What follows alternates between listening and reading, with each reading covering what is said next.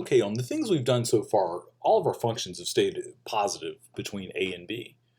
But if the function goes below the x-axis, then the area underneath counts negative toward the integral.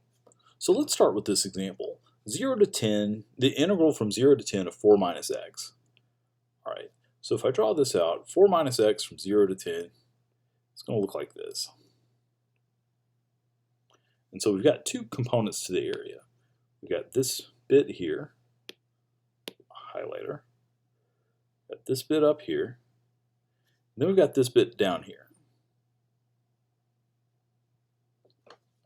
And so the area, if we call this A1 and A2, then this integral is going to be A1 minus A2.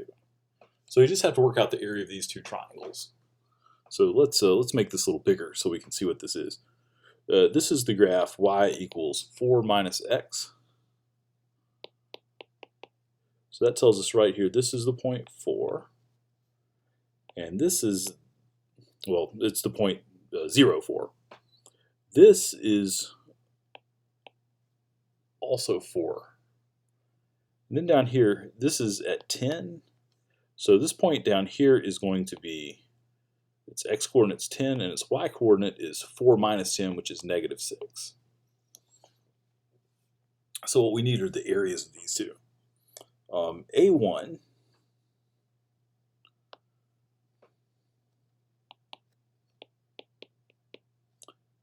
let's see, that's 1/2 base times height.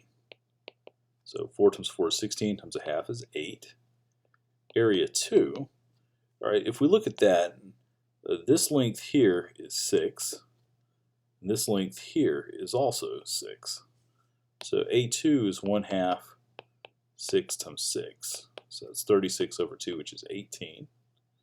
So what we get here is 8 minus 18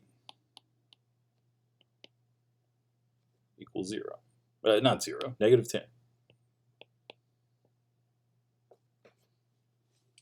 And notice this one's negative because it's got more area below the axis than above the axis. Okay, what about this next one? Integral from 0 to 2 pi of sine x dx. All right. If we graph sine from 0 to 2 pi, then we're trying to find, well, it's this area. That's A1. This is A2. Actually, I'm not even going to write that out, though. Notice, we've got two areas here that are the same. And we've got the same areas here and here. One's above the axis and one's below it. So this is just going to be 0 because they cancel out. Okay, what about this? Integral from 2 to 4 of negative x. So if I graph that,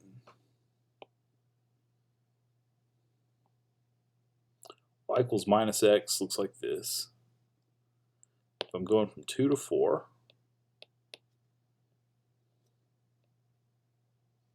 that's this area in here.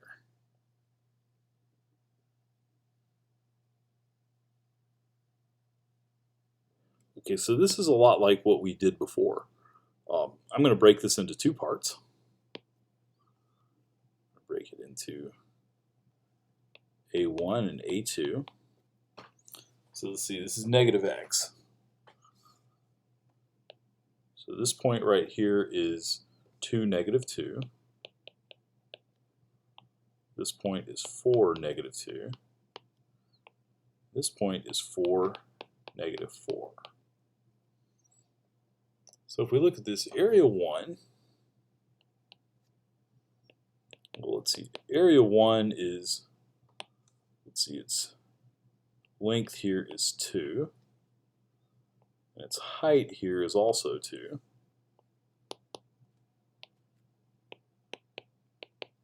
Area 2 is a triangle, so it's 1/2 2 times 2, is that right? Yeah, its width is, this is obviously 2.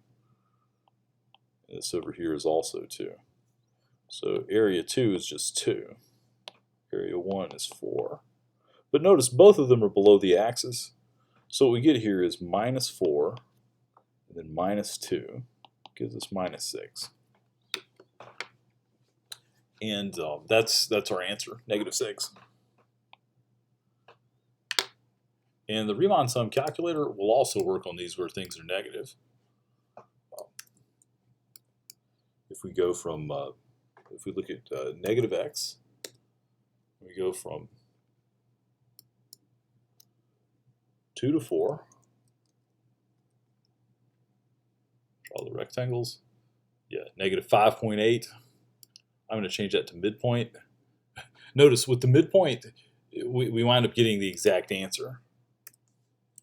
Because on this, it turns out exactly half of the stuff is undercounted and half of it is overcounted. On each one of these, the error balances out.